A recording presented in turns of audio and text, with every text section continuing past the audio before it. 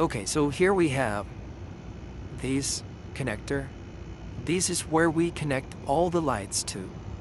So first, we need this cable. We have to connect the positive and negative to your receiver. It works with any other brand. This is a Latrax from Traxxas.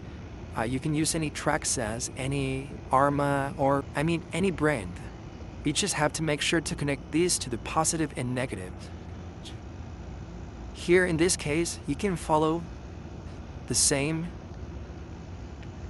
two cables that you have connected. This is from the servo. So red one is positive. Positive is always going to be the middle one, the center one.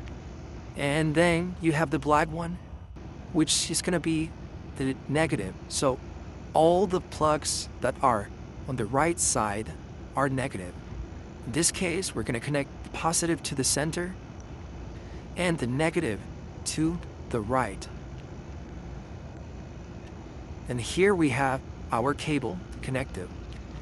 Then we just have to connect these two anywhere. Here, we're going to connect it on the first one like so. You can see there. And now you're going to have to connect the lights to any of the other plugs right there. Just make sure positive, negative. If you connect it backwards, nothing's going to happen because our lights, all the lights come with polarity protection. So if you connect it backwards, it just won't work. Just flip it over and that's it. Okay, in this case, we connected this one to the receiver and the lights to one of the outputs there. Okay, let's turn the car on. And here we go.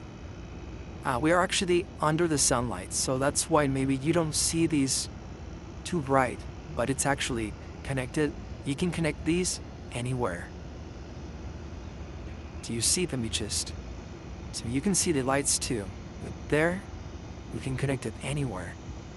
You can also connect it just like so. That way you realize that all these lines are negative and all these lines are positive.